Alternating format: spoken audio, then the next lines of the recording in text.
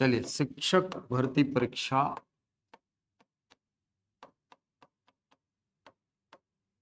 2025 है ना।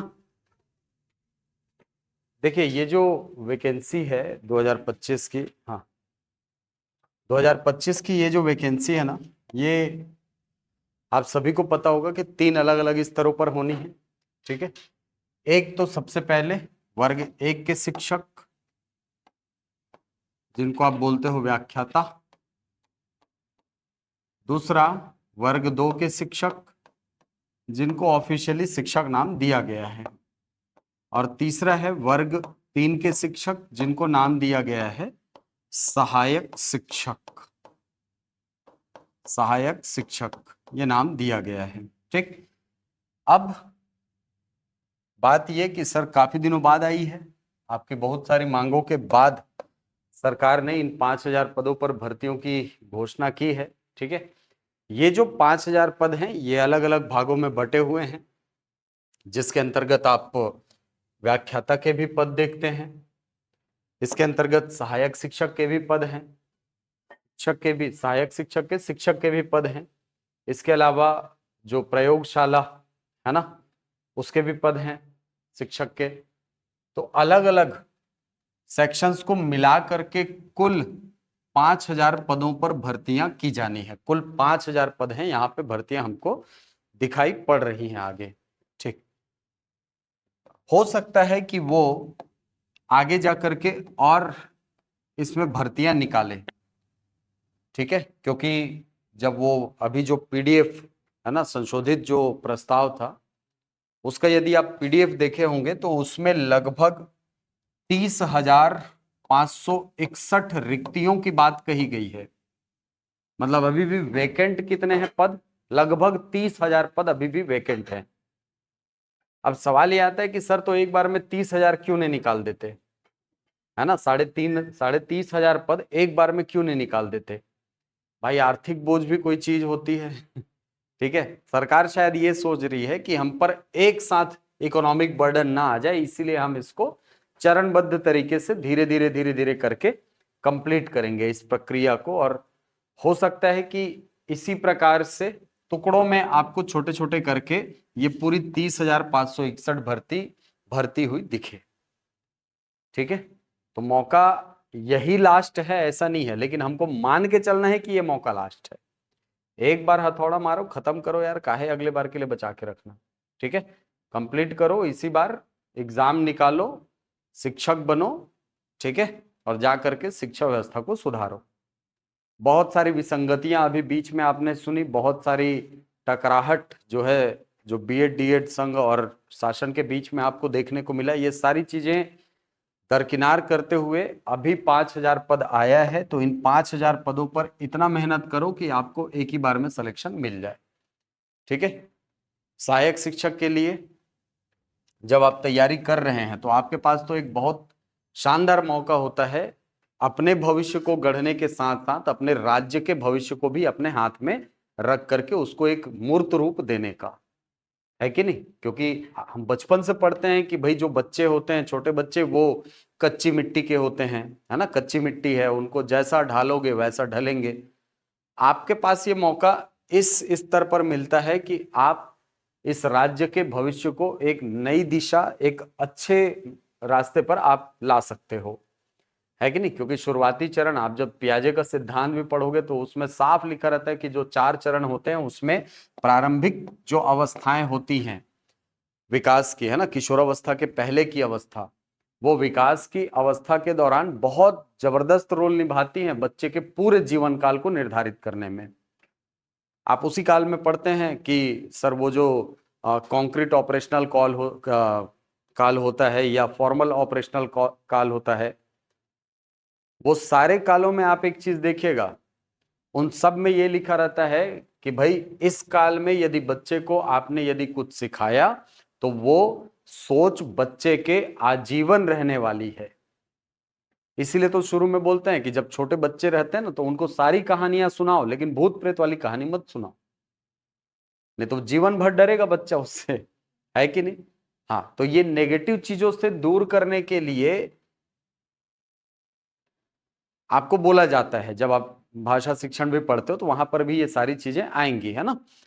तो सहायक शिक्षक जब आप बन जाते हैं तो वहां पर आपको मौका मिलता है कि आप एकदम प्रारंभिक चरण से बच्चों को अपने हाथ से नरिश कर सकते हो सर, है कि नहीं। उनका जो मेंटल जो नरिशमेंट है, जो मानसिक विकास है, उसमें आप बहुत बड़ी भूमिका निभा सकते हो एक शिक्षक होने के नाते। और शिक्षक होने के नाते न केवल आपके पास कर्तव्य होता है, दायित्व होता है, मर्यादाएं होती हैं, लेकिन इसके अलावा आपके पास प्राधिकार भी होता है कि नहीं। अरे शुरू में स्कूल गए हो तो खुदे बोले ना मम्मी पापा ने, ले जा गुरुजी, जैसे पढ़ाना है तैसे पढ़ा, बस समझ में आना चाहिए, बने पीट पाट के पढ़ा। सरकारी स्कूल में पढ़े हैं कोई आप लोग? सरकारी स्कूल मैं भी पढ़ा हूँ यार, पूरे 12वीं तक पढ़ा हूँ सरकारी स्कूल में, ठीक है। मध्याह्न भोजन वाले स्कूल से हूँ मैं भी ठीक है। तो कहने का मतलब यह है कि आपके पास ये प्राधिकार होता है कि आप अपने तरीके से बच्चे को मोल्ड कर सकते हैं, है कि नहीं, अपने तरीके से मोल्ड कर सकते हैं बच्चे को। लेकिन इसके लिए जरूरी ये होगा सर, देखो एक सामान्य सी बात समझो, अगर मेरे पास पानी है ना तो मैं पानी दूंगा, है कि नहीं।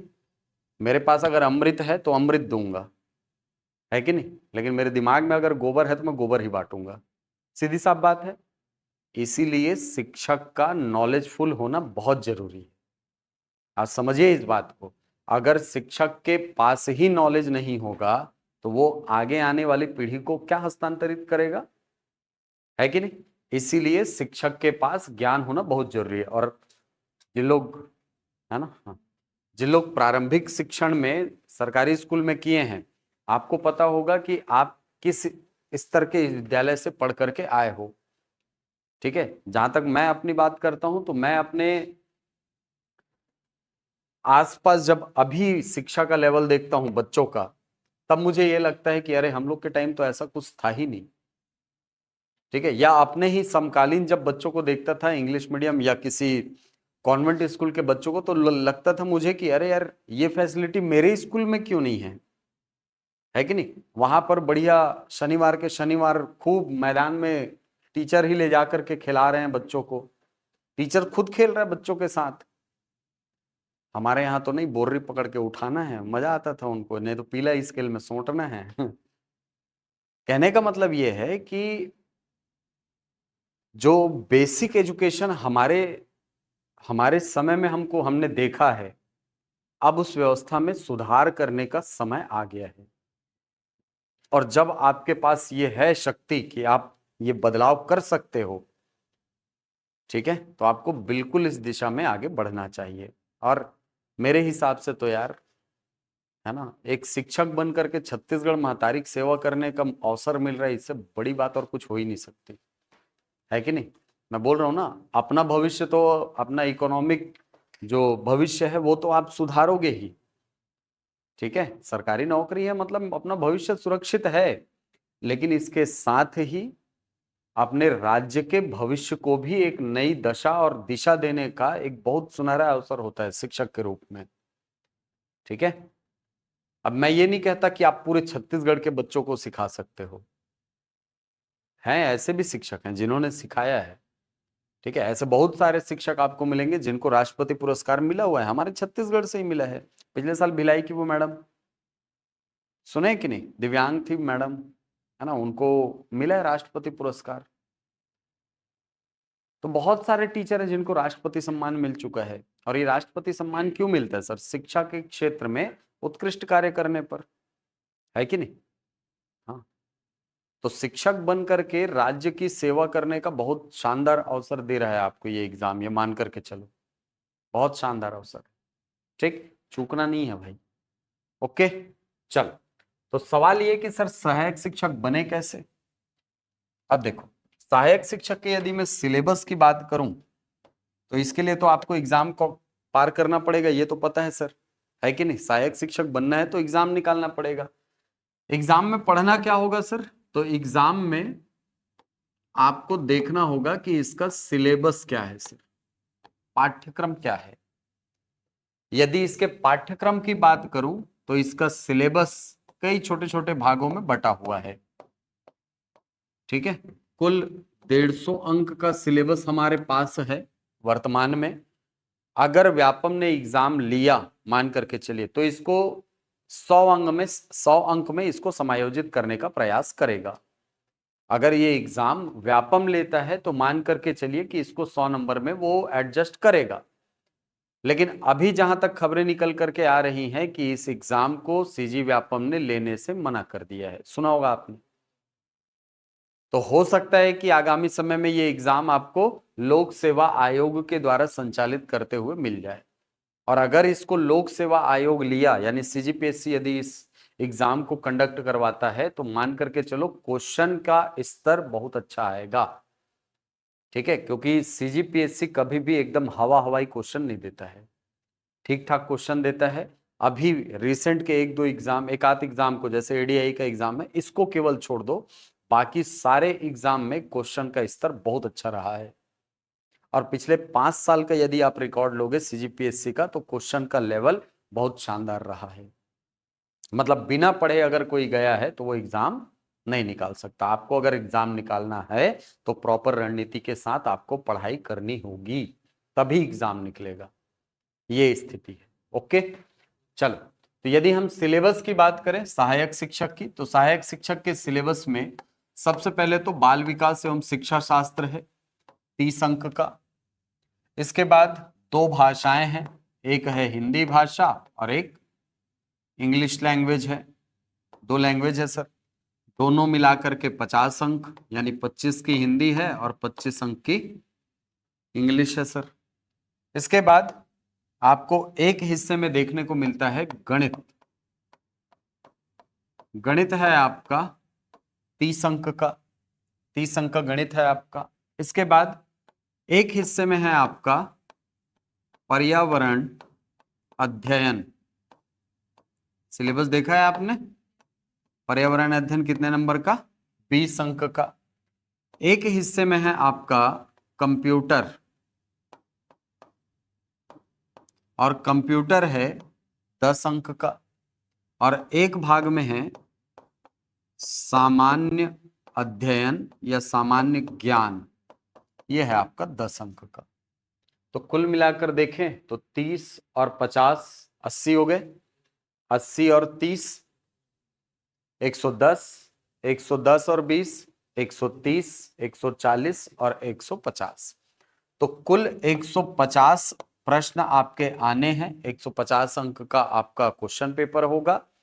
माइनस मार्किंग बिल्कुल रहेगी, 1/4 इसमें माइनस मार्किंग होती है, ध्यान रखेंगे। ठीक है, इस एग्जाम में 1/4 माइनस मार्किंग होती है, मतलब सही प्रश्न पर आपको 1 नंबर मिलेगा और गलत प्रश्न पर आपके 0.25% अंक या 0.25 अंक जो है ये काट लिए जाएंगे। ठीक है, तो कुल मिलाकर यदि इस पूरे सिलेबस को देखें तो बड़े हिस्सों, हाँ, बड़े हिस्सों के रूप में आपको दिखाई पड़ते हैं कौन, एक तो सीडीपी दिखाई पड़ती है, एक तो हिंदी है, अंग्रेजी है, गणित है, सामान्य अध्ययन, ये सॉरी पर्यावरण अध्ययन, ये पूरा हिस्सा ऐसे है जो आपको एकदम बड़े बड़े अंक के रूप में दिखाई पड़ रहा है। और इसी चक्कर में क्या करते हैं लोग कि कंप्यूटर को छोड़ देते हैं या सामान्य ज्ञान वाले हिस्से को छोड़ देते हैं, लेकिन छोड़ना नहीं है भाई, इसको तैयार करना है। कभी कभी आधा नंबर या 0.2 नंबर, 0.1 नंबर भी सेलेक्ट होने और ना होने के बीच में आ जाता है। ठीक है, तो उसको भी हमको कंसिडर करते हुए चलना है कि सर हमको ये भी तैयार करना होगा। ओके, चलिए। तो यदि हम सीडीपी की बात करें तो 30 नंबर का सिलेबस है, हिंदी 25 अंक का सिलेबस है, अंग्रेजी में 25 अंक, गणित में 30 अंक, पर्यावरण अध्ययन 20 अंक, कंप्यूटर के 10 अंक और सामान्य ज्ञान के 10 अंक, कुल मिलाकर 150 अंक का सिलेबस है। और ये सिलेबस हमको एकदम अच्छे से तैयार करना है। ठीक है, आपके पास सिलेबस होगा, व्यापम के वेबसाइट से देखो। अगर सीजीपीएससी लिया एग्जाम तो मान करके चलो वो इसको कॉपी पेस्ट करेगा, वो सिलेबस में बदलाव नहीं करने वाला। व्यापम अगर लेगा तो इसमें थोड़ा बहुत अंकों के हिसाब से हेरफेर करेगा। ठीक है, मतलब जहां 30 अंक के सीडीपी है उसको 25 कर देगा या 20 कर देगा, परसेंटेज वाइज इसको कम करेगा। ठीक है, हो सकता है कोई ऐसा पेपर निकाल दे जो एकदम टीटी जैसा हो, टीटी का जैसे होता है ना 5 अलग अलग सेक्शन में बांट करके, वैसा भी पेपर ले सकता है, वो व्यापम के ऊपर है, व्यापम जैसा लेना चाहे। अगर उसको समायोजित करना है वो समायोजित करेगा, एडजस्ट करेगा ऐसा करके, या हो सकता है कि वो टीईटी वाले सिलेबस में ही आपको नोटिफिकेशन जारी करके एग्जाम ले ले, वो व्यापम के ऊपर है। ठीक है, हमारी कोशिश ये होगी कि जो भी बड़े बड़े हिस्से हैं उनको हम लोग पहले कवर करते हुए चलें। ठीक है, तो अभी फिलहाल जो क्लासेस हैं वो आपकी चलेंगी, एक तो हिंदी की, दूसरी इंग्लिश की और तीसरी पर्यावरण की। ठीक, इंग्लिश की क्लासेस आपकी परसों से लगेंगी। आज हम लोग बेसिकली हिंदी और पर्यावरण अध्ययन पर चर्चा करेंगे। ठीक है, पर्यावरण अध्ययन पर सर आएंगे, वो चर्चा करेंगे कि आपके सिलेबस में क्या है, कैसे पढ़ना है। और मैं बात करूंगा अभी फिलहाल हिंदी में कि हिंदी के सिलेबस में आपको क्या देखने को मिलता है और इसको हम कैसे तैयार करेंगे, इसकी एक प्रॉपर पहले रणनीति बनाएंगे, उसके बाद फिर हम लोग पढ़ना चालू करेंगे। ठीक है, क्योंकि हिंदी का सिलेबस ऐसा है ना जिसको आप अगर सोचोगे कि एक दिन में या 2 दिन में कंप्लीट कर लें तो वो संभव नहीं है। ठीक है, हम लोग आज तक इसी गफलत में रहे हैं कि अरे हिंदी ही तो है, हिंदी ही तो है, और इसीलिए हिंदी नहीं रह जाती है, हिंदी हिंदी नहीं रह जाती, फिर वो एक विषय बन जाती है। ठीक है, आपने हिंदी को कभी एज अ लैंग्वेज कभी देखा ही नहीं, भाषा की तरह कभी देखा ही नहीं, सीखने के लिहाज से कभी देखा नहीं। हमने उसको हमेशा देखा है एक विषय की तरह, हमने विषय की तरह देखा है, और हमने ये प्रयास किया है कि भाई ज्यादा से ज्यादा नंबर इसमें आ जाए, बस 100 नंबर का सिलेबस है, कैसे भी करके 33-35 आ जाए, मामला खत्म हो जाए, खत्म करो। लेकिन वो अप्रोच हिंदी पढ़ने के लिए लिहाज से तो मैं कहूंगा सही नहीं होता। ठीक है, क्योंकि हिंदी सीखने वाली चीज है, और हिंदी ऐसी चीज है जो आप जब सहायक शिक्षक के रूप में जाएंगे तो आपको सबसे पहला विषय यही मिलने वाली है पढ़ाने के लिए। सबसे पहला विषय जो मिलने वाला है ना आपको पढ़ाने के लिए, वो हिंदी भाषा, क्योंकि ये होता है, क्योंकि ये होता है। ठीक है, हाँ, आप जब जाओगे ना तो आपको एकदम से गणित या विज्ञान नहीं धरा देते, आपको बोलते हैं 2-4 महीने पहले हिंदी पढ़ा लो, क्योंकि उनको लगता है कि हिंदी आसान है, और हिंदी है आसान, हिंदी है आसान, हमने उसको कठिन और क्लिष्ट बना दिया है, जबकि हिंदी बहुत आसान है। ठीक है, चलो, तो ये आपके सिलेबस की रूपरेखा है, जहां से प्रश्न कितने कितने आने हैं, कैसे कैसे आने हैं, ये हमने देखा। अब यदि हम हिंदी के सिलेबस की बात करें, हिंदी का पाठ्यक्रम, तो सहायक शिक्षक में ये जो हिंदी का सिलेबस है ये 9 अध्यायों में बटा हुआ है। इसमें टोटल 9 यूनिट हैं, और इन 9 यूनिट्स को 6+3 में बांटा जा सकता है। क्या मतलब सर? मतलब 6 अध्याय जो हैं ये आपके व्याकरण के हैं, व्याकरण के, और 3 अध्याय जो हैं ये पेडागोजी के हैं, यानी भाषा शिक्षण के हैं। ठीक है, 6 अध्याय आपके व्याकरण के हैं और 3 अध्याय आपके भाषा शिक्षण के हैं। इन 6 अध्यायों की यदि मैं बात करूं तो इनका इंपॉर्टेंस ये है सर कि पिछली जो शिक्षक भर्ती परीक्षा हुई थी 2023 वाली, उसमें भाषा शिक्षण का एक भी क्वेश्चन नहीं था, सारे के सारे क्वेश्चन व्याकरण के थे। तो महत्वपूर्ण है हिस्सा, ठीक है, हर एक हिस्सा महत्वपूर्ण है।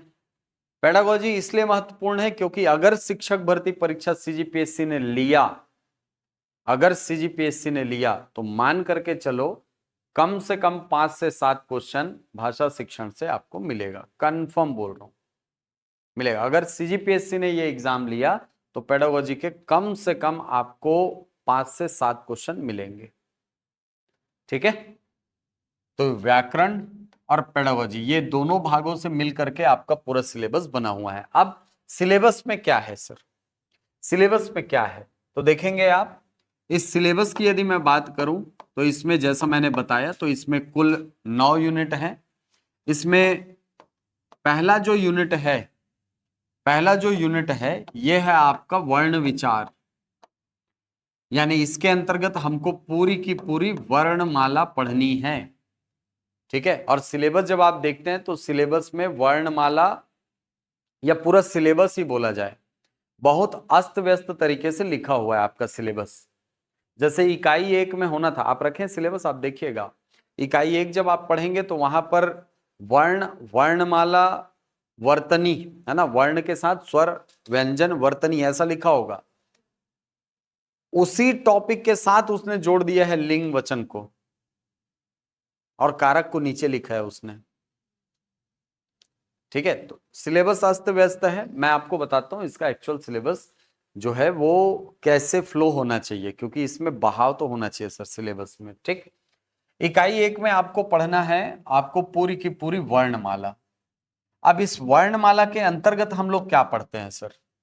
तो वर्णमाला के अंतर्गत बेसिकली देखा जाए तो एक हम लोग देखेंगे परिभाषाओं को, परिभाषाओं को, क्योंकि परिभाषाओं से क्वेश्चन उठा करके आपको कई बार दे चुका है, कई बार आपको देता है। और अभी जो पैटर्न चल रहा है, चाहे वो सीजीपीएससी हो चाहे सीजी व्यापम हो, दोनों में ही इसको बहुत इंपॉर्टेंस दिया जा रहा है। ठीक है, तो परिभाषाएं आपके एग्जाम के लिए महत्वपूर्ण हो जाती हैं, ये आपको पढ़ना है। परिभाषा के अलावा हमको देखना है स्वर, व्यंजन, ये हमको देखना है सर। अब ये स्वर के अंतर्गत जो 11 स्वर हैं, केवल उनको नहीं जानना है, बल्कि इन स्वरों में जो व्यवस्था हमको देखने को मिलती है वो हमको देखना है। क्यों सर? क्योंकि जब आप वर्णमाला की परिभाषा पढ़ते हैं तो वर्णमाला की परिभाषा में कहा गया होता है कि वर्णों के व्यवस्थित समूह को आप क्या कहते हैं? वर्णमाला कहते हैं। पढ़ा होगा आपने इस परिभाषा को। तो कौन कौन सी व्यवस्थाएं हैं सर स्वरों में, वो हमको देखना है। स्वरों के अंतर्गत जैसे आप पढ़ते हैं 4 अलग अलग प्रकार के विभाजन आपको मिलेंगे स्वरों के, है ना। एक मिलेगा आपको मात्रा के आधार पर स्वरों का विभाजन, एक मिलेगा आपको ओष्ठाकृति के आधार पर स्वरों का विभाजन, एक मिलेगा मुखाकृति के आधार पर स्वरों का विभाजन, और एक आपको मिलता है जिह्वा के व्यवहृत भाग के आधार पर स्वरों का विभाजन। ये हमको देखना है। तो चारों प्रकार की जो व्यवस्था है, यानी चारों प्रकार का जो विभाजन है स्वरों का, वो हमको इसके अंतर्गत पूरा देखना है। ठीक है, इसके बाद व्यंजनों में भी इसी प्रकार का विभाजन हमको देखने को मिलता है, और व्यंजनों को 3 आधारों पर आप बांटते हैं। एक तो प्रयत्न के आधार पर बांटा जाता है, दूसरा बांटा जाता है आभ्यंतरिक प्रयत्न के आधार पर, तीसरा आपका बांटा जाता है बाह्य प्रयत्न के आधार पर। तो ये विभाजन क्या क्या है सर? 8 प्रकार के विभाजन। ठीक है, व्यंजनों को प्रयत्न के आधार पर 8 प्रकारों में बांटा जाता है, वो हमको देखना है। आभ्यंतरिक प्रयत्न के आधार पर 4 प्रकारों में, बाह्य प्रयत्न के आधार पर 2 प्रकारों में बांटा जाता है। ये कौन से विभाजन है सर? कौन सा विभाजन है जिसमें हमको ये सारे शब्द देखने को मिलते हैं? ठीक है, क्या होता है सर स्पर्शी संघर्षी, क्या होता है संघर्षी, क्या संघर्षहीन होता है, सब देखेंगे हम लोग। इसके बाद व्यंजनों का विभाजन आपने देख लिया। वर्णमाला में इसके अलावा एक नवीन वर्ण जो हमारे यहां शामिल हुआ है, इसके बारे में आपको जानने का अवसर मिलेगा। यानी आपने देखा होगा 22 अगस्त 2024 को एक नवीन वर्ण हमारी वर्णमाला में शामिल हुआ है, ऐसा दिखता है सर।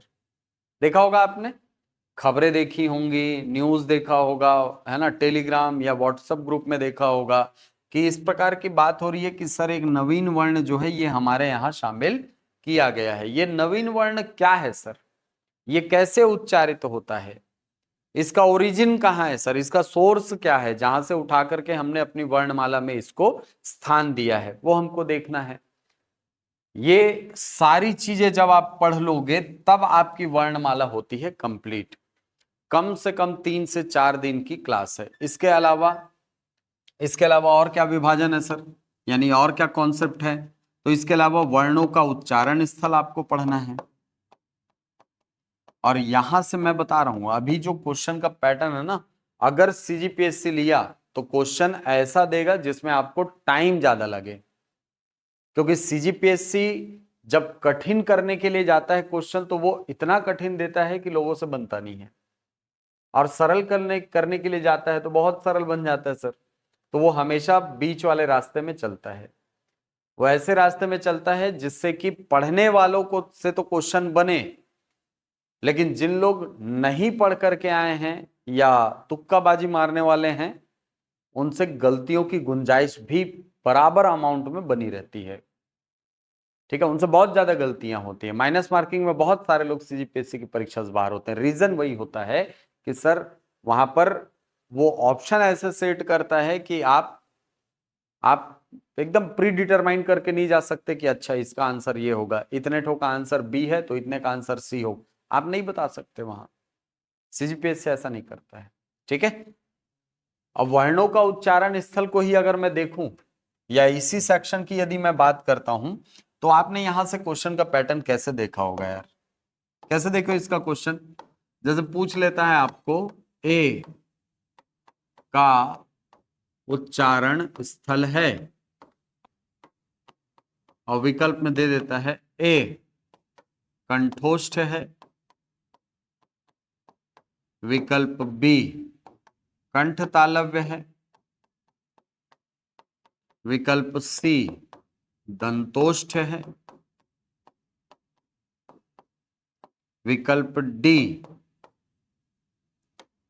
दंत मूर्धन्य है। चलो भाई बताओ ए क्या होता है? ए का उच्चारण स्थल क्या है? कंठोष्ठ होता है ना? नहीं सर, कंठ तालव्य। ये देखो, ये मैं सबसे सरल पैटर्न बता रहा हूं आपको जो सीजीपीएससी लेता है। ठीक है, यह सीजी व्यापम देता है, ये सबसे सरल पैटर्न है। अब इसी को कठिन करने के लिए वो कैसे देता है क्वेश्चन, ध्यान देना। इसको कठिन करने के उसके पास दो तीन तरीके हैं सर। पहला तरीका तो ये है कि वो स्टेटमेंट वाले क्वेश्चन देगा, और पीएससी के क्वेश्चन में आपको ये जरूर मिलेगा। पीएससी यदि एग्जाम ले रहा है तो मान के चलो 25 में से कम दो क्वेश्चन स्टेटमेंट वाले कंफर्म रहने हैं। ठीक है, अगर सीजीपीएससी लिया तो दो क्वेश्चन आपको स्टेटमेंट के मिलेंगे। ठीक, दूसरा सुमेलित कीजिए, इस पैटर्न से आपको उठा करके क्वेश्चन दे देगा। और यहां पर अगर एक विकल्प में आप गलती किए या ओवर कॉन्फिडेंस में गए, यहां से खत्म है मामला, है कि नहीं? हाँ, जैसे अभी आप चार विकल्प दिए रहता आपको, ऐसा चार विकल्प दिए रहता आपको। ठीक है, यहां लिखे रहता ए, यहां लिखे रहता ओ, यहां लिखे रहता कोई और वर्ण, यहां कोई और। अब आप अगर गलती से ए को कंठोष्ठ से मिला दिए और एक आध ठो विकल्प में आपको दिख गया, कहां से गया मामला? गलत ही है आंसर, फिर गलत ही लिया जाएगा, है कि नहीं? हाँ, तो ऐसे क्वेश्चन को थोड़ी सावधानी से हमको सॉल्व करना होता है।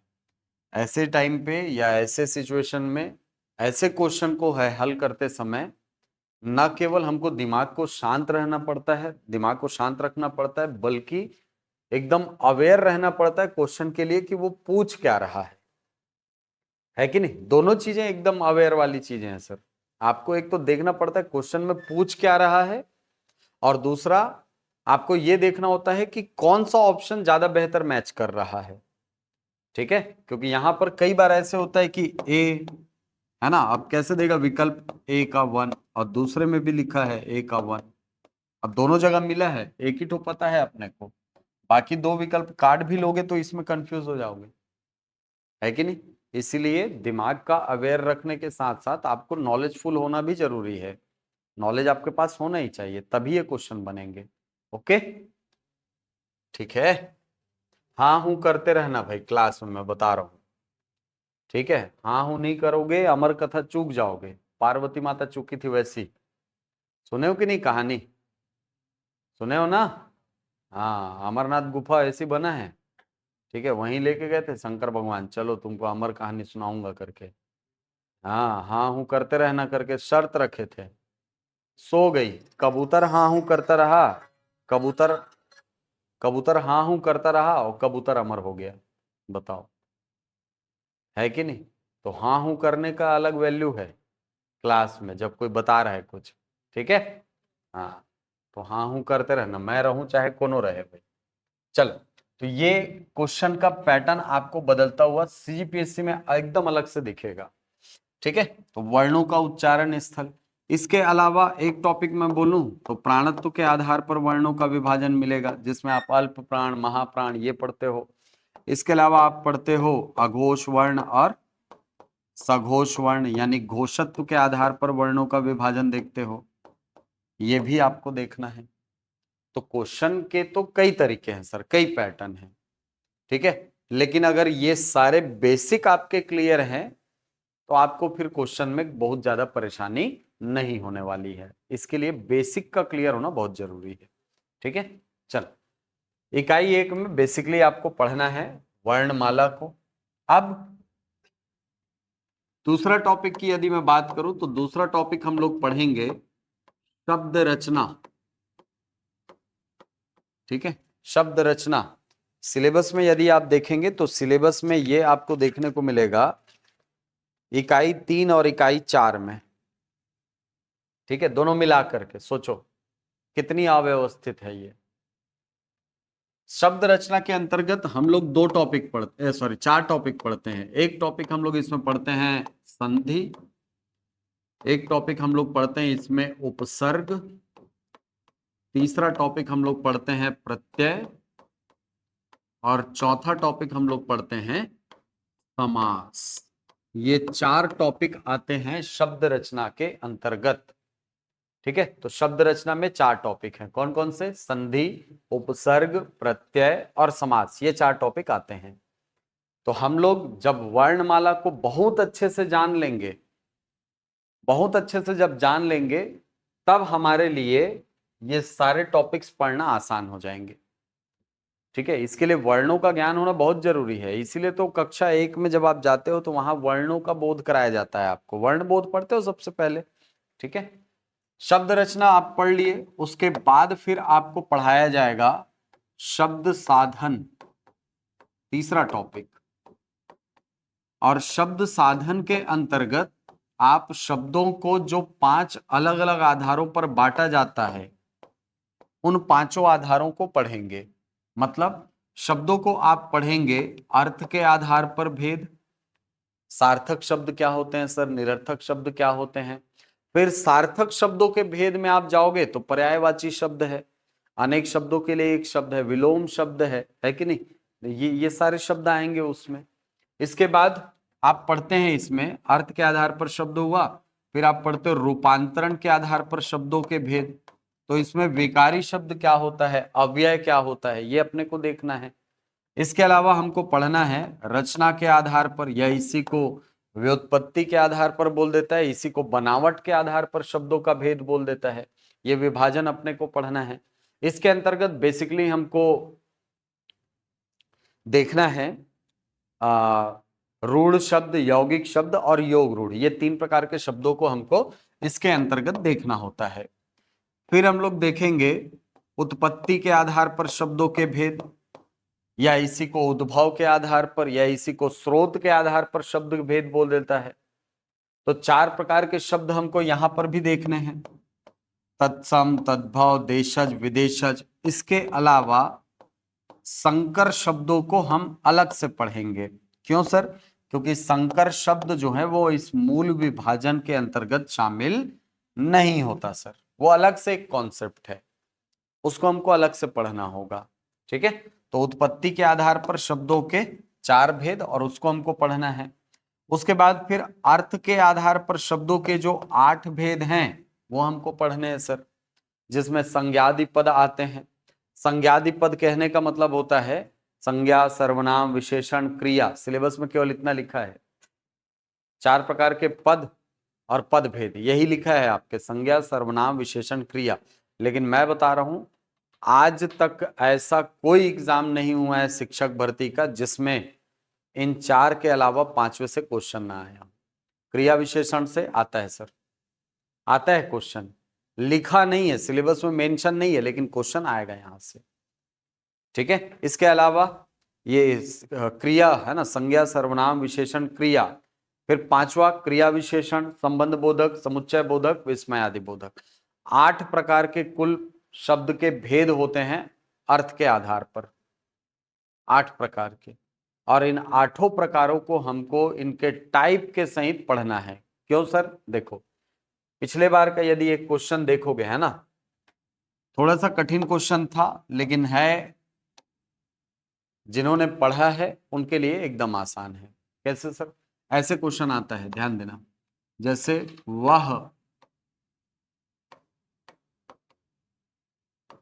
वह कम बोलता है, ऐसा।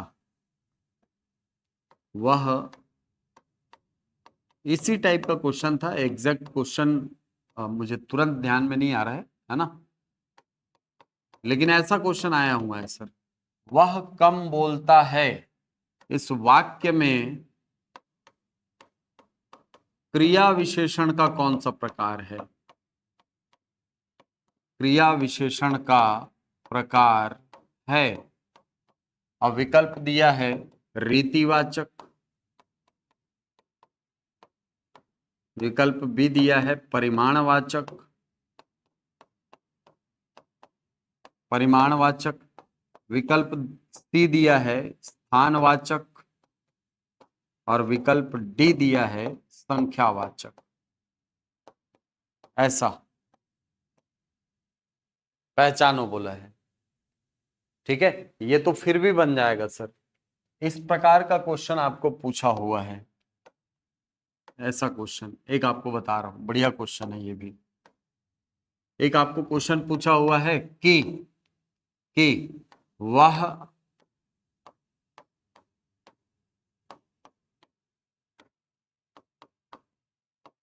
वह अपनी बहन से दुगुना खाता है।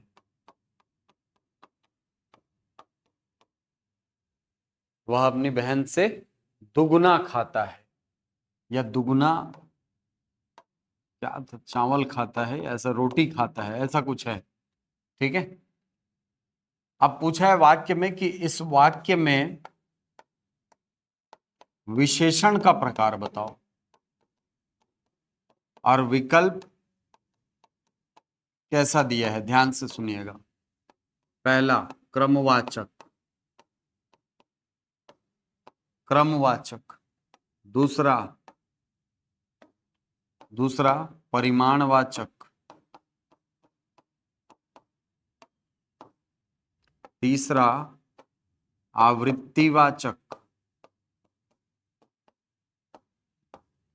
आवृत्तिवाचक, और चौथा समुदायवाचक।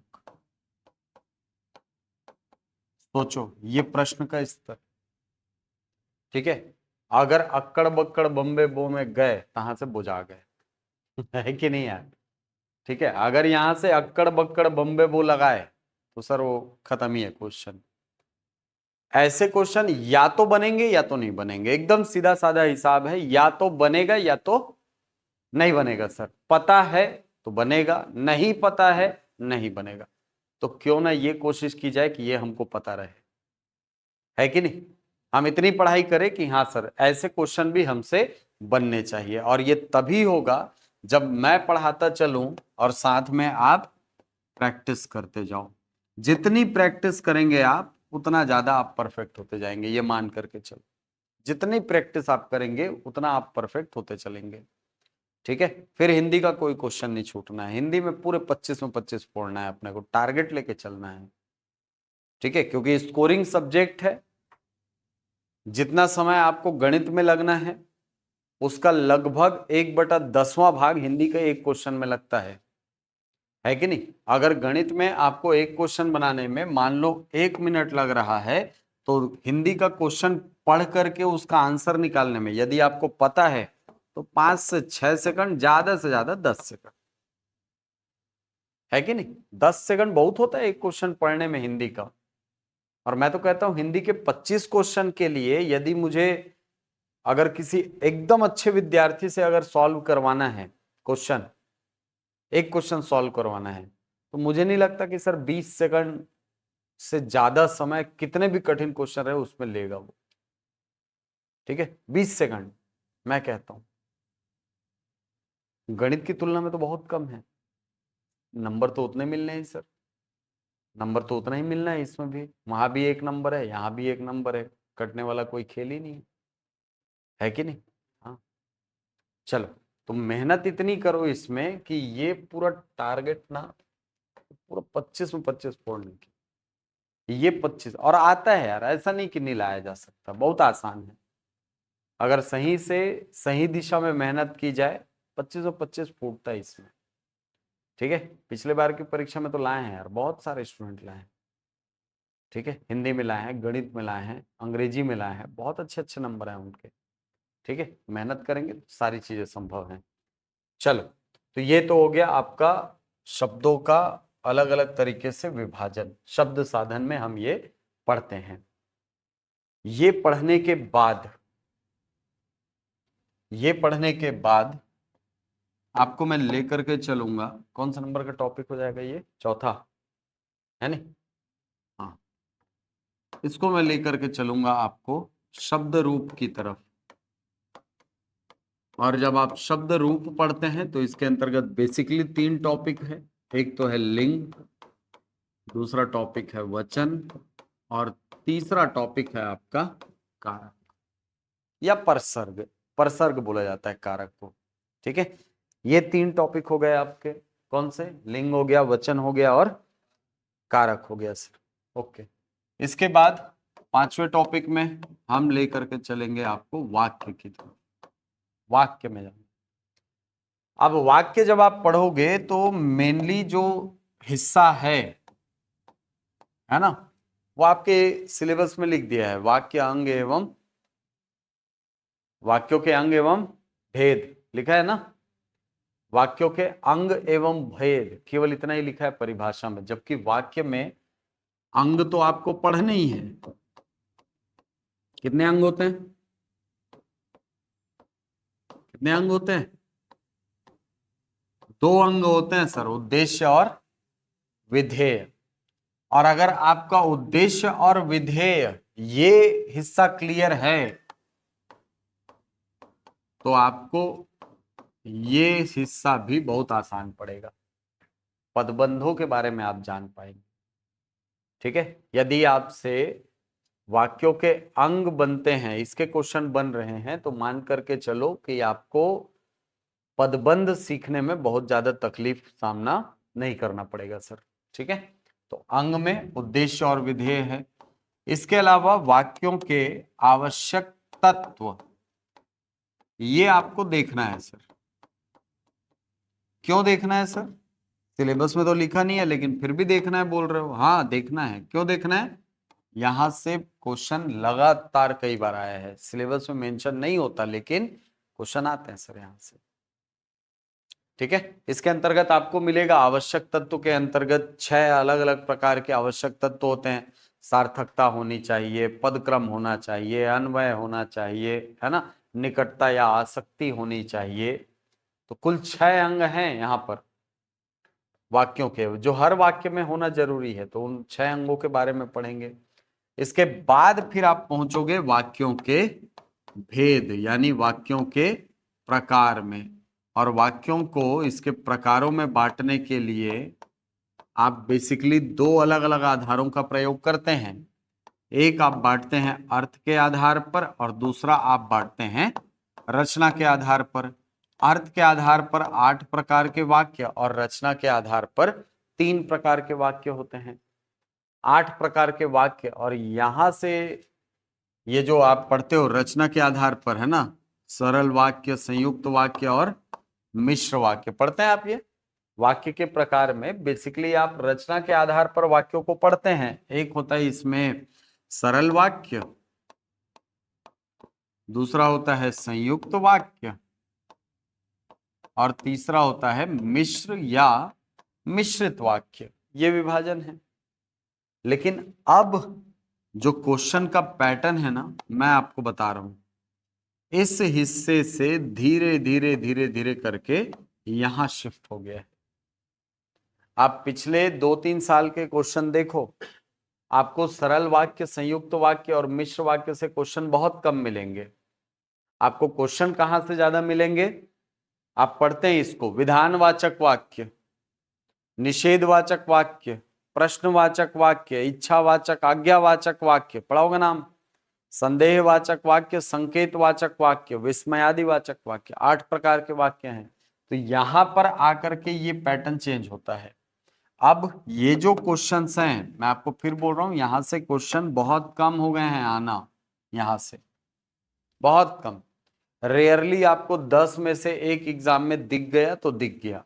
बाकी जो एग्जाम है, यदि वहां पर वाक्य सिलेबस में है तो क्वेश्चन यहां से पूछे जा रहे हैं, या तो यहां से पूछा जा रहा है या यहां से पूछा जा रहा है। एक जमाना था जब सबसे ज्यादा क्वेश्चन आते थे सरल वाक्य, संयुक्त वाक्य और मिश्र वाक्य को पहचानने से। अब पैटर्न थोड़ा सा शिफ्ट हुआ है, और ये अब अर्थ के आधार पर जो वाक्य के भेद है वहां जाकर के क्वेश्चन आपको पूछ रहा है। ठीक है, चलिए, तो ये हो गए आपके वाक्य, वाक्य के भेद, ये सब आप पढ़ लिए। इसके बाद एक यूनिट है आपका मुहावरे एवं लोकोक्तियां।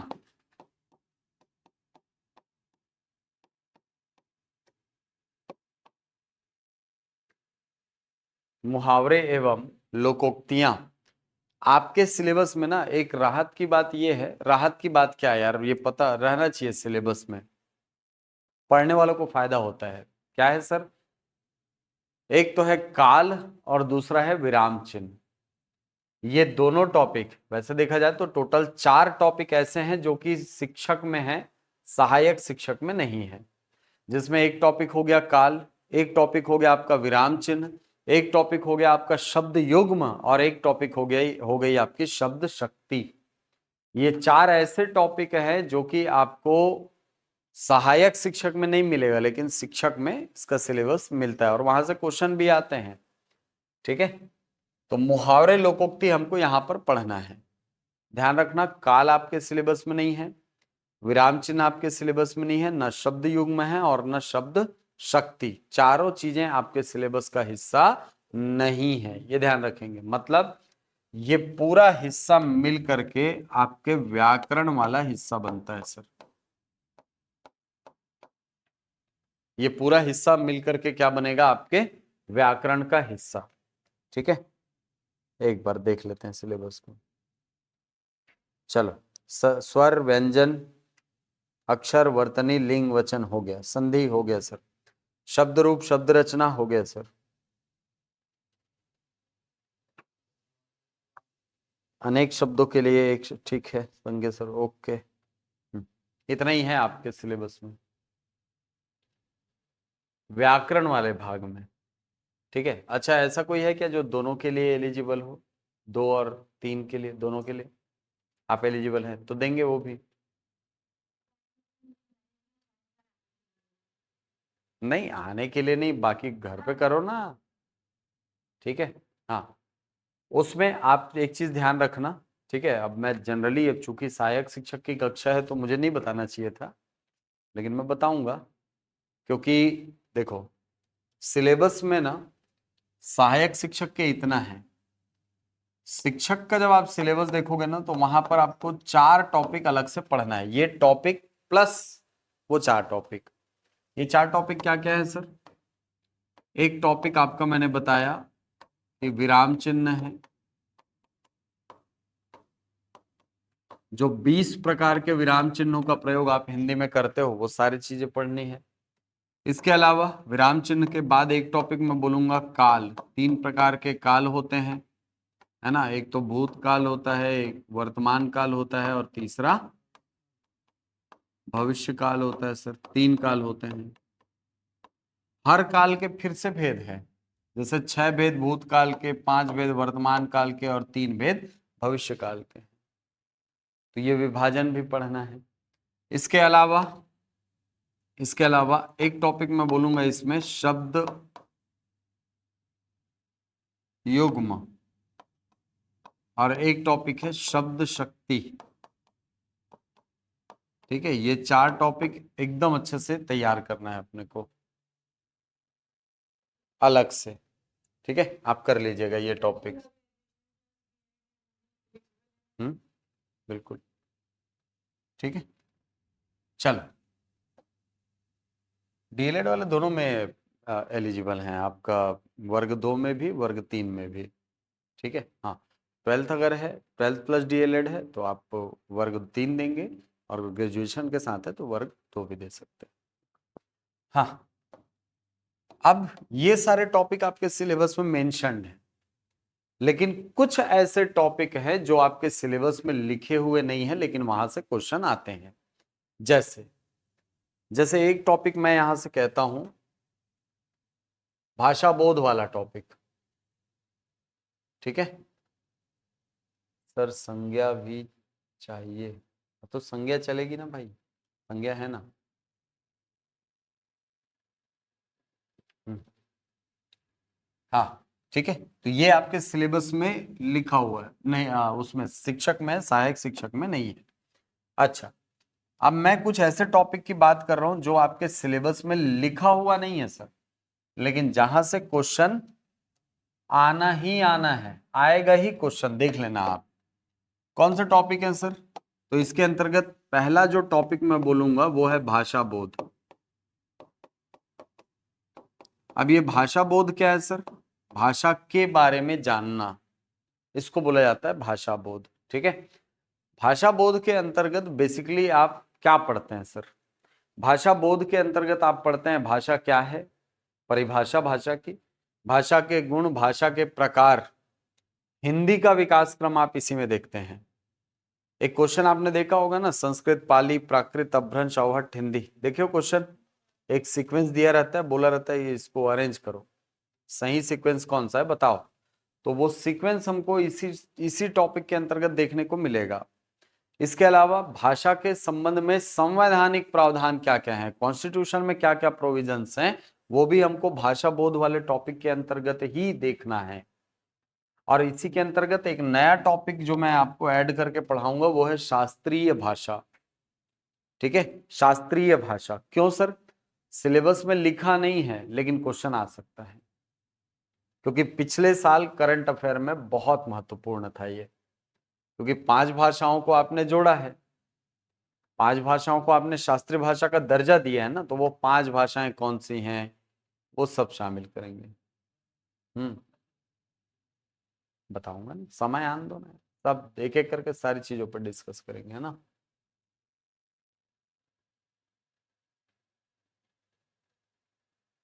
हाँ हाँ, उस समय ग्रेजुएशन देखेंगे फिर, ठीक है, वर्ग 2 के लिए ग्रेजुएशन देखेंगे, ठीक है।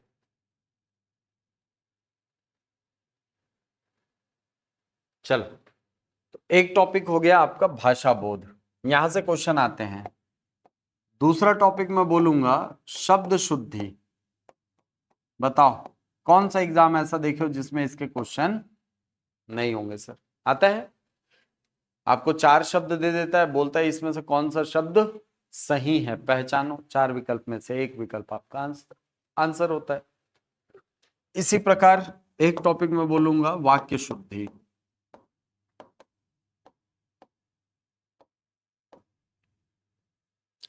वाक्य शुद्धि ये भी लिखा नहीं है आपके सिलेबस में, लिखा नहीं है, लेकिन यहां से क्वेश्चन हर बार आता है। तो ये ऐसे टॉपिक है जो छुपे हुए टॉपिक हैं, ठीक है।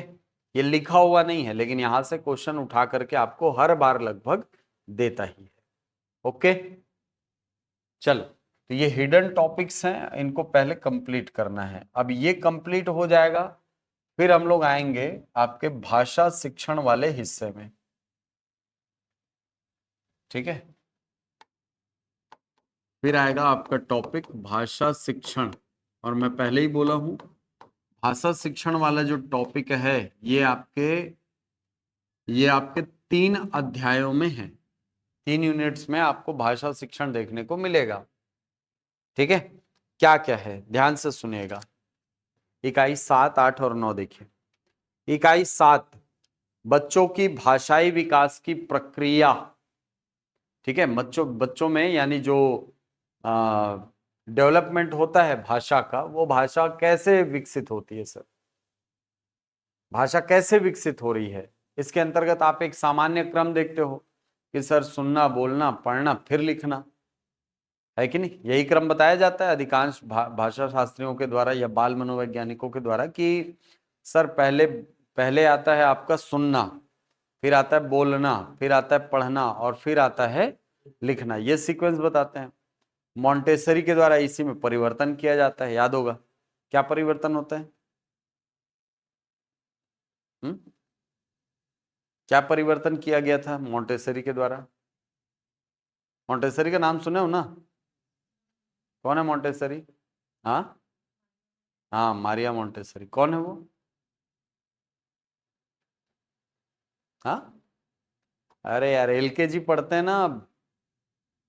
अरे अरुण उदय पढ़ते हैं ना यार स्कूल में यार, KG 1 KG 2, शाला पूर्व शिक्षण, आंगनबाड़ी, बालवाड़ी। हाँ, नाम सुने नहीं? कौन सा शिक्षण पद्धति की देन है? मॉन्टेसरी शिक्षण प्रणाली है भाई वो। ठीक है, उन्होंने कहा था कि बच्चे जो हैं उनको स्कूल आने के पहले ही स्कूल के लिए तैयार किया जाना चाहिए, और अगर ऐसा नहीं करते हो तो शुरुआती जो वर्ष हैं बच्चे के, वो अपने आप को प्रिपेयर करने में लग जाता है कि मुझे स्कूल पढ़ा, मैं स्कूल पढ़ता हूँ, मुझे स्कूल के अनुसार ढलना होगा, वो ढलने में लग जाता है उसको। आप देखे होगे बच्चा जो है वो शुरुआत में जब स्कूल जाता है तो खूब रोता है कि नहीं? शुरुआत में 1 महीना तो ऐसे रोते हैं ना बच्चे, बाप रे पूछो मत, बहुत रोते हैं। अब मान लो आप कक्षा 1 में उसको भेज रहे हो बच्चे को, ठीक है, वो मान लो 2 महीना भी रोया, मान लो 2 महीना भी रोया, तो सर उसके स्कूल के तो 2 महीने की अवधि स्किप हो गई ना। इसीलिए शुरुआत में ही ये प्रयास किया जाता है कि स्कूल में डालने के पहले, यानी स्कूल में प्रवेश के पहले ही बच्चों को मेंटली इतना प्रिपेयर कर लिया जाए कि भाई बच्चे जो है वो माँ बाप से 4 घंटे, 4-5 घंटे दूर रह सके। नहीं तो फिर होता क्या है, नहीं तो होता क्या है सर, वहां जाएगा स्कूल में जाकर के मम्मी मम्मी रोता रहेगा, और क्या करेगा, उसकी पढ़ाई अलग खराब हो रही है कि नहीं? जो टाइम पे वो सीख सकता था चीजों को, अब उसको हटा करके आपने वहां पर उसका रोना भर दिया है। वो रो रहा है 2 घंटे, है कि नहीं? हाँ, तो इसीलिए विद्यालय पूर्व शिक्षा भी अनिवार्य है, जरूरी है, आज के समय की मांग है ये। ठीक है, देख रहे हो आपकी कितना टेक्नोलॉजिकल एडवांसमेंट चल रहा है अपने यहाँ। धीरे धीरे हम लोग टेक्नोलॉजी में इतने उत्कृष्ट होते जा रहे हैं कि हमको मतलब थोड़ी भी छूट नहीं दी जा सकती बच्चों को कि भाई जाओ जी लो अपनी जिंदगी। ठीक है, लेकिन इस टेक्नोलॉजी को यूज करना है तो हमको एक तो मानवीय सीमा को समझना होगा, है कि नहीं? मानवीय सीमा को समझना होगा ना कि हम कहाँ तक बच्चों को मोबाइल से सिखा सकते हैं। इतना भी मत सिखाओ कि उसकी आंखें खराब होने लग जाए, या मशीनों पर इतनी डिपेंडेंसी मत बना दो बच्चे की कि बच्चा आलसी हो जाए आगे जा करके, है कि नहीं? आज के डेट में देख रहे हो छोटे छोटे बच्चों को कितनी सारी फिजिकल समस्याएं आ रही हैं, कितनी सारी समस्या। अब क्या ये फिजिकल समस्याएं आने से बच्चों का जो मेंटल ग्रोथ है वो प्रभावित नहीं होगा? होगा कि नहीं? अच्छा, बीमारियां बच्चों के मानसिक विकास को प्रभावित करती हैं कि नहीं? अरे उंगली में अगर एक छोटा सा चोट भी लगा है ना तो वो बच्चों के मानसिक विकास को प्रभावित करता है, ध्यान रखना, समझे? तो इसके लिए जरूरी ये है कि बच्चा जो है वो फुल्ली फिट रहे एकदम, है कि नहीं? अच्छे से फिट रहे बच्चा। इसी के लिए तो हमारे यहाँ आंगनबाड़ी चलती है यार, इसीलिए तो हमारे यहाँ आंगनबाड़ी, इसीलिए तो हमारे यहाँ जो मध्याह्न भोजन 95 में चालू हुआ है, 1995 में, ये इसीलिए हुआ है ताकि बच्चों को विद्यालय से जोड़ा जा सके। और बच्चों को जब आप विद्यालय से जोड़ दोगे तो स्वाभाविक सी बात है शाला त्यागी दर बढ़ेगी, कम हो जाएगी? कम हो जाएगी, बच्चे कम स्कूल छोड़ेंगे ना। हाँ सर, तो ये सारी चीजें लिंक होकर के चलती हैं भाई, सारी चीजें लिंक होकर के चलती हैं। ठीक है, तो जब आप भाषा विकास के चरण पढ़ते हैं, जब आप बच्चों के भाषाई विकास के चरण पढ़ते हैं तो इसमें आपको सबसे पहले तो पियाजे का सिद्धांत पढ़ना होगा, क्योंकि पियाजे के संवेगात्मक विकास के चरणों के आधार पर ही बच्चों का भाषाई विकास भी होता है। ठीक है, बच्चों का जो डेवलपमेंट होता है, बोलने का डेवलपमेंट, ठीक है, वो भी उसी हिसाब से होता है। और आप पढ़े होंगे कि बच्चों बच्चों की पहली अभिव्यक्ति किसको माना जाता है? बच्चों की पहली अभिव्यक्ति किसको कहते हैं? हंसने को, रोने को, ध्वनियों को, वर्णों को किसको बोलते हैं? क्रंदन को बोला जाता है। सुने होगे ना शब्द क्रंदन मतलब रोना। अरे हमारे यहाँ शब्द है ना कंदरना। हाँ, लइका रोत रोत कंदर गएगा, तो कंदरना मतलब क्रंदन, वहीं से आया है शब्द।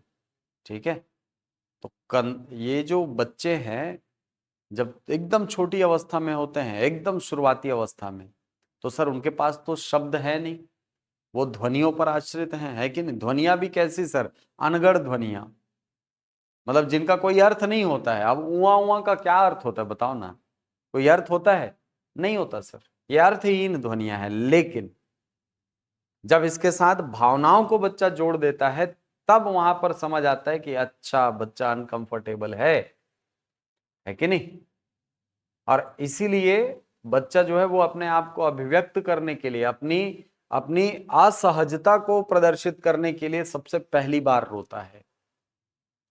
और इसीलिए माना जाता है कि बच्चे की सबसे पहली अभिव्यक्ति क्या होती है? क्रंदन या रोना। अब धीरे धीरे जब उसकी मांग पूरी होती जाती है तो उसको समझ में आने लगा कि अगर मुझे थोड़ा भी असहज लगा, बस रो दो, मेरी डिमांड पूरी। पंखा चलता नहीं दिख रहा है, रो देगा, मम्मी आके पंखा चालू करेगी। होता है ऐसा, है कि नहीं? हाँ। तो जहां पर वो असहज होता है, वो अपने आप को अभिव्यक्त करने के लिए एक माध्यम बना लेता है। किसको? क्रंदन को बना लेता है सर। इसीलिए पहली अभिव्यक्ति होती है क्रंदन। ओके, चलो। तो ये बच्चों में भाषाई विकास के चरण कैसे धीरे धीरे धीरे धीरे करके डेवलप होता है भाषा, मतलब बच्चे में भाषा जो है वो कैसे डेवलप होती है, ये हमको देखना है। बच्चे स्कूल आने से पहले क्या क्या सीख कर आते हैं, बहुत महत्वपूर्ण टॉपिक है। अच्छा, एक सामान्य सा ऐसे ही मैं प्रश्न करता हूं, क्या सीख कर आते हैं बच्चे? बताओ सर, बैठ के बताओ, हाँ हाँ, क्या क्या सीख कर आते हैं? सीख जाते हैं बच्चे। आप ऐसे क्षेत्र की बात कर रहे हो छत्तीसगढ़ की, जहां पर मतलब शिक्षा व्यवस्था आप जान रहे हो, माँ बाप भी नहीं जानते हैं सर। तो बच्चों में तो भूल जाओ कि वो अगर 100 भेड़ों का झुंड है या 100 गायों का झुंड है तो उसको गिन लेगा, संभव ही नहीं। क्या सीख कर आता है? बोलना सीख कर आता है, बहुत बढ़िया। ठीक है, समझना, ठीक है। सामान्य शब्दावलियां का प्रयोग, ठीक है, ओके। और ठीक है, ओके। और हाँ, तालमेल स्थापित करना, ठीक है। हाँ, नकल, निकाल करना नहीं भाई, निकल करना, नकल करना, ठीक है, नकल करना एक हद तक, ओके, सही है। और क्या सीख करके आता है?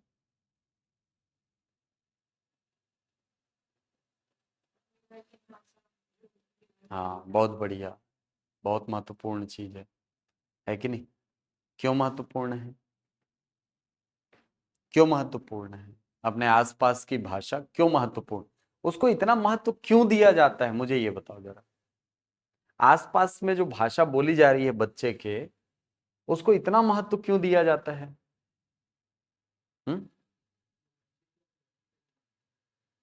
वो तो दूसरे भाषा में भी कर सकता है। सीखने का आधार बनती है सर वो भाषा। आप एक वाइगोत्स्की का एक सिद्धांत पढ़े होंगे, है ना?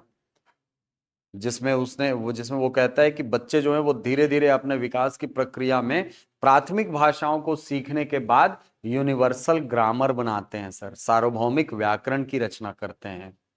सुना है आपने? सार्वभौमिक व्याकरण जो बनता है ना, सार्वभौमिक व्याकरण का ये जो सिद्धांत है, वो यहीं से चालू होता है सर। और इसमें यही कहा जाता है कि आप किसी भी बच्चे को देखिए, कोई भी बच्चे, जैसे आपकी ही अगर बात करूं मैं, आपकी अगर मैं बात करता हूं, है ना, आपको अगर मैं अंग्रेजी में ही अंग्रेजी सिखाने के लिए जाऊंगा ना, तो आपको समझ में नहीं आएगा। आएगा क्या? अंग्रेजी बोलते हुए अगर मैं अंग्रेजी आपको सिखाने के लिए जाऊंगा तो आपको अंग्रेजी समझ में नहीं आने वाली। अगर मैं आपको चाइनीज में ही चाइनीज सिखाने के लिए जाऊंगा, चाइनीज नहीं आने वाली सर। आएगी क्या? नहीं सर। लेकिन अगर मैं आपको हिंदी को आधार बना करके अंग्रेजी सिखाने के लिए जाता हूं कि भाई देखो हिंदी में ये करता है, ये कर्म है, ये करण है, ये इसलिए है क्योंकि फलाना ये नियम इसमें लगा है। अब इसी चीज को अंग्रेजी में मैंने कहा कि देखो अंग्रेजी में कर्ता यहां होगा, हिंदी हिंदी में कर्ता होगा, कर्म होगा, फिर क्रिया होगी। राम आम खाता है। अब मैं आपको बोलूंगा अंग्रेजी में क्या होता है, ये जो क्रिया होती है ना वो इन दोनों के बीच में आ जाती है, इसीलिए बोलते हो राम इज प्लेइंग क्रिकेट। समझ आ रही बात? आप इससे कंपेयर करके इसको सीखने की कोशिश कर रहे हो, इसलिए महत्वपूर्ण है सर मातृभाषा। समझ आई बात? एक यूनिवर्सल व्याकरण की जो रचना होती है ना, वो यूनिवर्सल व्याकरण जो है बच्चा मातृभाषा के आधार पर बनाता है, इसलिए महत्वपूर्ण है। हाँ, और क्या सीख कर आता है बच्चा? सोचो सोचो, और क्या सीख कर आता है? रंगों की पहचान करना, आकृतियों को जानना, गोल क्या है, चौकोर क्या है, जानने लगता है लगभग, है कि नहीं? उठना बैठना, ठीक है सर। समाज के सामान्य नियम जो है वो जानने लगता है कि बड़े अगर आ गए तो पैर छूना है, नमस्ते करना है कि नहीं? इसीलिए कितना सुर ताल में गुड मॉर्निंग टीचर, हाँ कितने सुर ताल में निकलता है बच्चों के मुंह से, सुना होगा आपने, है कि नहीं? एकदम गा करके बोलेंगे, वाह। ये सीख जाता है बच्चा। और क्या सीखता है सर? और क्या सीखता है? बड़ों को अभिवादन करना सीख जाता है सर बच्चा, ठीक है। और क्या सीखता है? वो डरना सीखता है बच्चा, ठीक है। वो हंसना सीखता है बच्चा, हंस सीख चुका होता है बच्चा, है कि नहीं? अभिव्यक्ति करना, हंसना रोना बोल रहा हूं मतलब ये मत सोचना कि हंसना और रोना भर सीखा ना, इसका सीधा सा मतलब है अपने भावों को अभिव्यक्त करना, वो सीख चुका है बच्चा, है कि नहीं? वो टूटे फूटे भाषा में किसी चीज की मांग करना सीख चुका है कि नहीं? वो क्वेश्चनिंग करना सीख चुका है, वो प्रश्न करना सीख चुका है कि भाई ये हो रहा है तो क्यों हो रहा है, पंखा घूम रहा है तो क्यों घूम रहा है, कोई घुमा रहा है क्या पर्दे के उस पार से, छत के ऊपर से? जिज्ञासा उसके मन में बहुत ज्यादा है। और ये जो अवस्था होती है बच्चों की, ये जिज्ञासा से परिपूर्ण अवस्था, इतनी जिज्ञासाएं कि यम नचिकेता संवाद में कठोपनिषद लिखा गया पूरा। 8 साल का बच्चा है नचिकेता, सोचो 8 साल का बच्चा है नचिकेता, वो पूरे मृत्यु के रहस्य को जान लिया, पूरा उपनिषद लिखा है। क्यों बता रहा हूं ये इसलिए बता रहा हूं क्योंकि बच्चों के प्रश्नों का सम्मान करना बहुत जरूरी है, ठीक है। बच्चों को यदि उनकी जिज्ञासाओं को अच्छे से शांत किया जाए तो आगे जा करके बड़ी बड़ी विभूतियां बनती हैं वो, ठीक है। तो प्रश्नों को आदर देना सीखना है, हमको सीखना है ये, ओके। चलो ये एक टॉपिक है। बच्चे भाषा कैसे सीखते हैं? स्कूल, अच्छा बच्चे भाषा कैसे सीखते हैं, तो सर इसका जवाब दो ही पड़ता है आपको, या तो अर्जन है या तो अधिगम है, दोनों सही है। अर्जन से भी सीखते हैं बच्चे। मेनली जो बच्चों में भाषा सीखने का जो आधार होता है या प्रक्रिया होती है वो अर्जन की ही होती है, क्योंकि अपने आसपास बोली जा रही भाषाओं और बोलियों को समझना और समझ करके प्रत्युत्तर देना, सुनना, उसको अपने शब्दों में व्यक्त करना, इस पूरी प्रक्रिया से निकल करके बच्चा अपनी भाषा विकसित करता है कि नहीं? हाँ, अपनी भाषा विकसित करता है, तो अर्जन है वो। स्कूल आने के बाद अधिगम चालू हो जाएगा, औपचारिक शिक्षण के माध्यम से, जहां पे गुरुजी बैठ करके आपको अनार के आम के ABCD सिखाएंगे। वो क्या है सर? वो औपचारिक शिक्षण, वो अधिगम है। इसके बाद स्कूल आने वाले बच्चों में भाषा सीखने की प्रक्रिया के गुण, बच्चों की भाषा सीखने की क्षमता, फिर है बच्चों में भाषाई क्षमता एवं उनका विकास। अब यहां पर बात की गई है भाषाई कौशलों की, ठीक है। जैसे पढ़ना क्या है? क्या है पढ़ना? पढ़ना केवल पढ़ना नहीं है, सुनना केवल सुनना नहीं है, ध्यान रखना ये लाइन। पढ़ना केवल पढ़ना नहीं है और सुनना केवल सुनना नहीं है।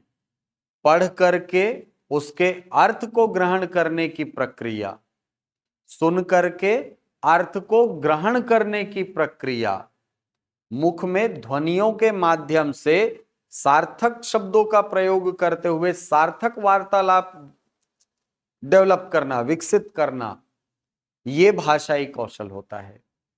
ठीक है। अंग्रेजी तो हमको बहुत अच्छी आती है सर, अंग्रेजी तो हमको बहुत अच्छी आती है, पढ़ लेते हैं, लेकिन बोलते टाइम बस नमस्ते हो गया। होता है ये हिंदी माध्यम में हम लोग के साथ बहुत ज्यादा होता है, मैं भी हिंदी माध्यम को मेरे साथ भी ये समस्या है कि सर हाँ, कि मुझे अंग्रेजी पढ़ने में कोई दिक्कत नहीं है, मैं आराम से पढ़ लेता हूँ, बहुत अच्छी पढ़ लेता हूँ, लेकिन जहां अंग्रेजी में 4 लाइन बोलने के लिए हुआ है ना, देन आई फील अनकंफर्टेबल, मैं बिल्कुल खत्म हो जाता हूँ सर वहां पे। होता है ऐसा, सबके साथ होता है, कोई बहुत बहुत बड़ी समस्या नहीं है, सबके साथ होता है। ठीक है, क्योंकि वो हमारे लिए कहीं ना कहीं सेकेंडरी लैंग्वेज है कि नहीं, वो हमारी द्वितीयक भाषा है ना, और द्वितीयक भाषा को सीखना एकेडमिक्स में थोड़ा सा चुनौतीपूर्ण होता है, और ये इसलिए भी चुनौतीपूर्ण होता है क्योंकि कहीं ना कहीं हमारे आसपास वो भाषा बोली नहीं जाती है। अगर वो बोली जाती तो सर हम भी सीख जा रहे थे, है कि नहीं। हमको 4 महीने के लिए इंग्लैंड में छोड़ दो ना, अंग्रेजी ना सीख के आए तो बोलना, है कि नहीं। जब बच्चा अपने विकास की अवस्था में होता है तो शुरुआती अवस्था में जो उसके आसपास भाषाएं बोली जा रही है वो सब सीख जाएगा। वो उसके आसपास उड़िया बोलवा लो, उड़िया सीख जाएगा, मराठी बोलवा लो, मराठी सीख जाएगा, अंग्रेजी बोलवा लो, अंग्रेजी सीख जाएगा, सब सीख जाएगा, वो सब सीख जाएगा। लेकिन आप सर 7 समंदर पार की भाषा अंग्रेजी भाषा को बोल रहे हो, यहाँ बोलने वाले लोग हैं नहीं, अपने आसपास अपने इर्द गिर्द कोई नहीं बोल रहा है कि नहीं, तो वो थोड़ा सा अपने सीखने के लिए चैलेंजिंग हो जाता है, थोड़ी सी मुश्किल चुनौतीपूर्ण हो जाती हैं चीजें। चलो, तो पढ़ना क्या है, अर्थ निकालने की प्रक्रिया, भाषा, अर्थ ग्रहण करना एवं अर्थ निर्माण, भाषा सुनना, बोलना, पढ़ना, लिखना एवं इनका अंतः संबंध। अब ये अंतः संबंध क्या होता है सर, इनके बीच में कोई संबंध होता है क्या, चारों भाषाई कौशल के बीच में क्या होता है, क्या संबंध होता है। हाँ हाँ।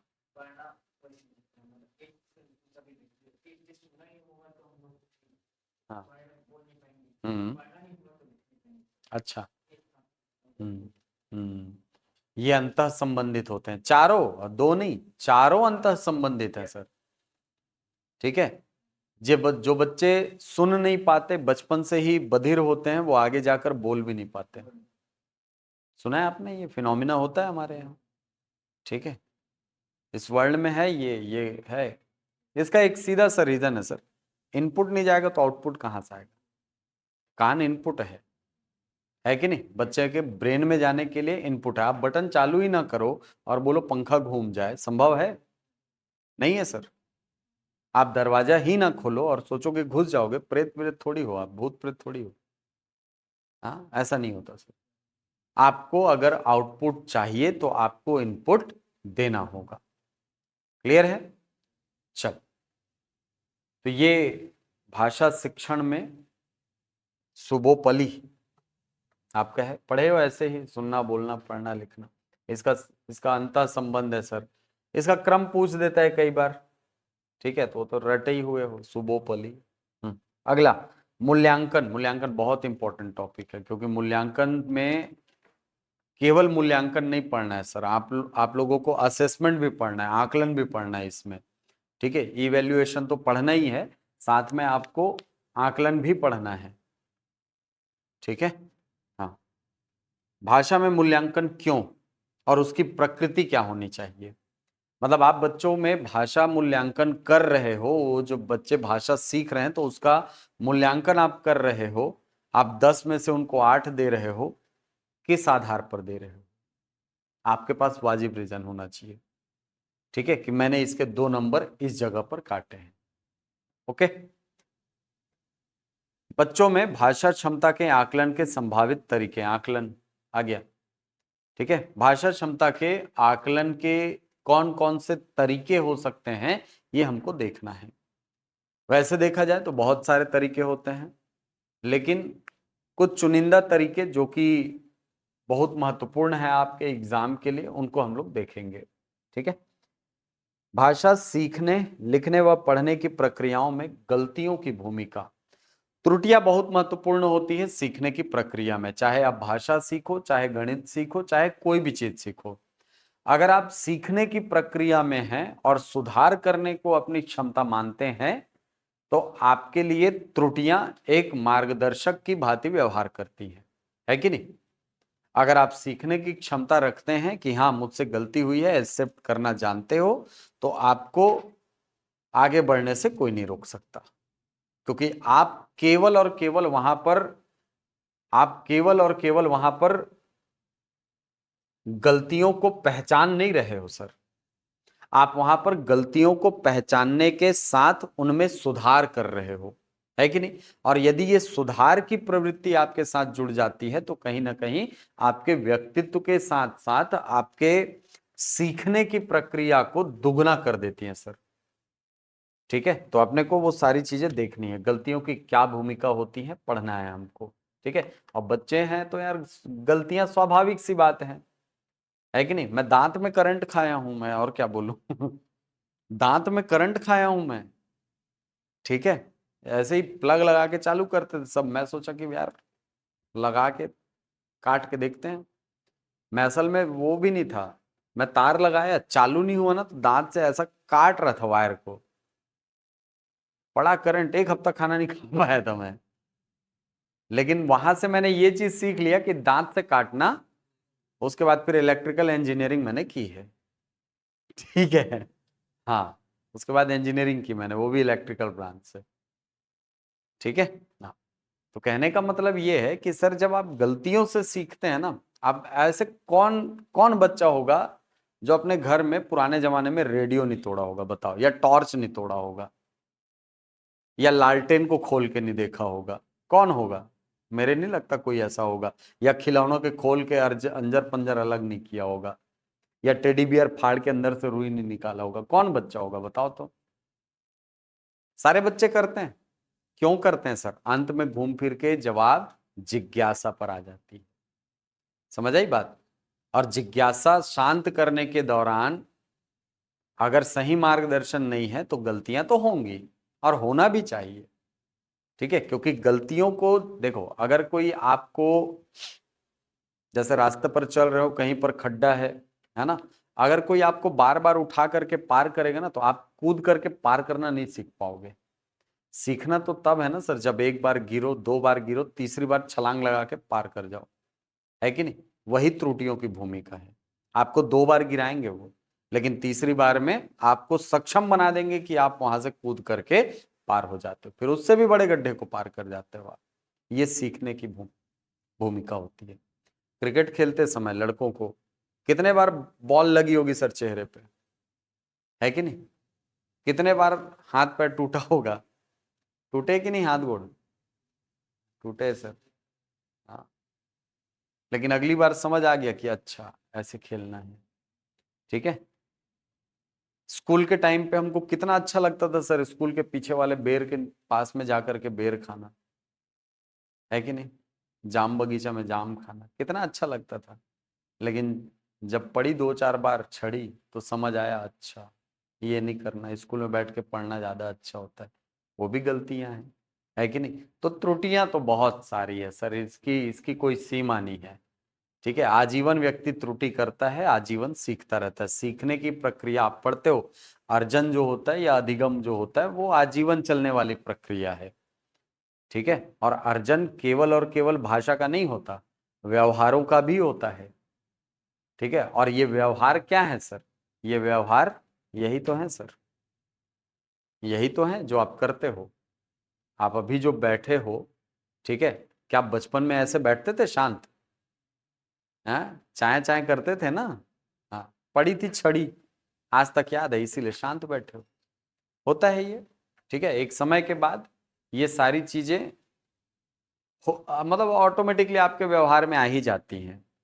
ठीक है, इसके लिए आपको अलग से सिखाना नहीं पड़ता सर, अलग से कोई ट्यूशन नहीं लगती आपकी। ठीक है, तो ये सारी चीजें आपके सिलेबस में लिखी हुई हैं। तो 6+3 आपका सिलेबस बटा हुआ है सहायक शिक्षक का। अगर सिलेबस नहीं होगा आपके पास, सिलेबस ले लीजिएगा वहां पे, ठीक है।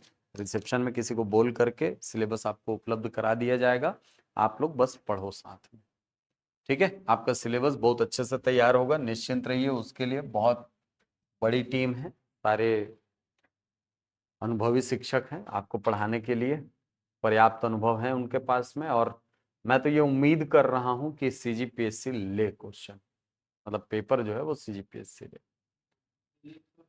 ना ना ना ना ना ना, क्वेश्चन, अरे एग्जाम का फॉर्मेट थोड़ी बदलेगा, एग्जाम का फॉर्मेट नहीं बदलेगा भाई, एग्जाम वैसे ही रहेगा, ठीक है। क्वेश्चन का लेवल बदलेगा, क्वेश्चन लेने वाली संस्था बदल जाएगी बस। पहले व्यापम लेता था, ठीक है, ये वही बात है, पहले एग्जाम आप लेते थे, अब मैं लूंगा। आप सरल पेपर देते थे, मैं अब थोड़ा तगड़ा दूंगा, ये हो गई ये बात, और कुछ नहीं, ठीक है। प्रश्नों का स्तर अब थोड़ा सा अच्छा देखने को मिल जाएगा अगर ये पेपर सीजीपीएससी अपने हाथ में लेता है तो। ओके, चल, और कोई सवाल है पूछ सकते हैं, कोई सवाल है और? हाँ सर।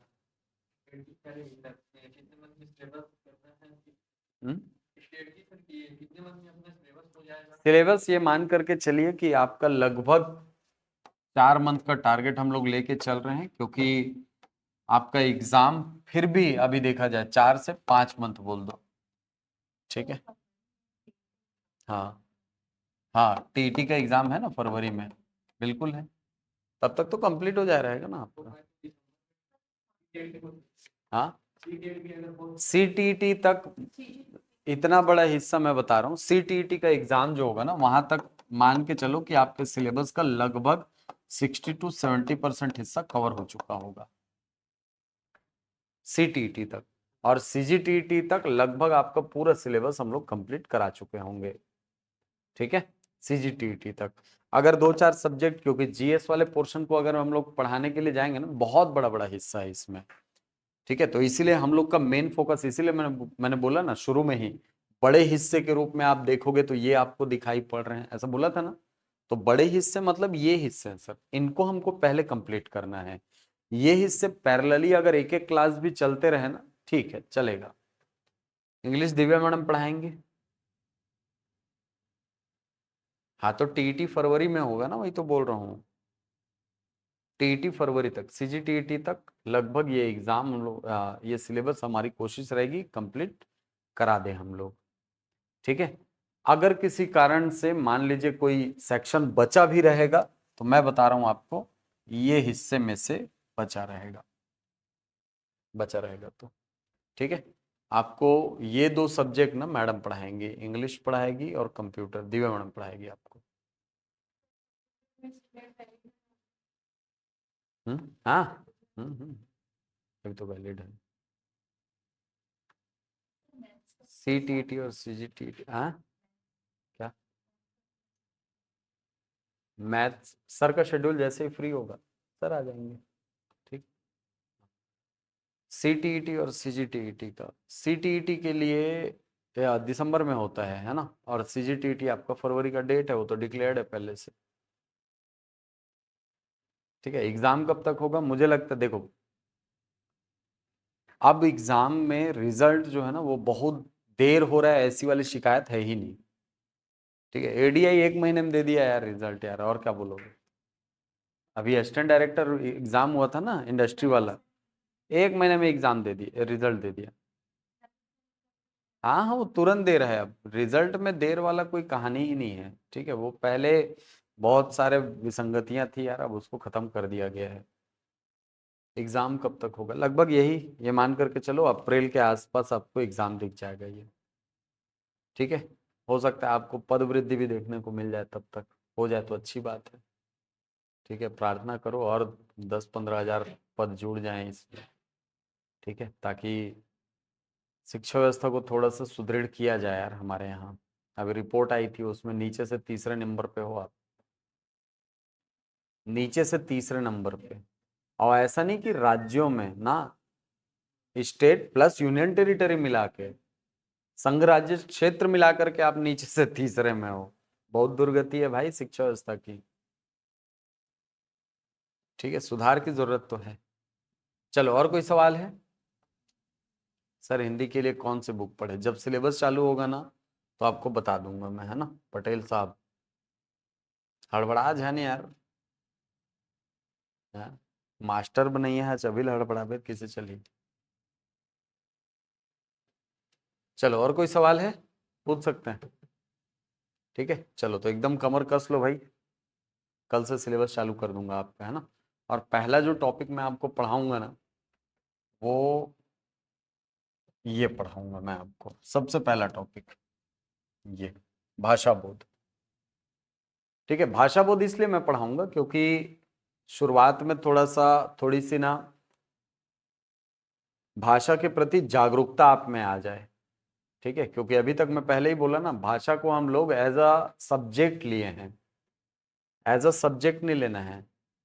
ये तो भाषा है सर, जो सीखने वाली चीज है, हमको सीखना है इसको। ठीक है, चलो तो कल से हम लोग टॉपिक चालू करेंगे भाषा बोध। आपका सिलेबस है, और सिलेबस यदि आपके पास कंप्लीट नहीं है, रिसेप्शन में जाकर के ले लें। ओके।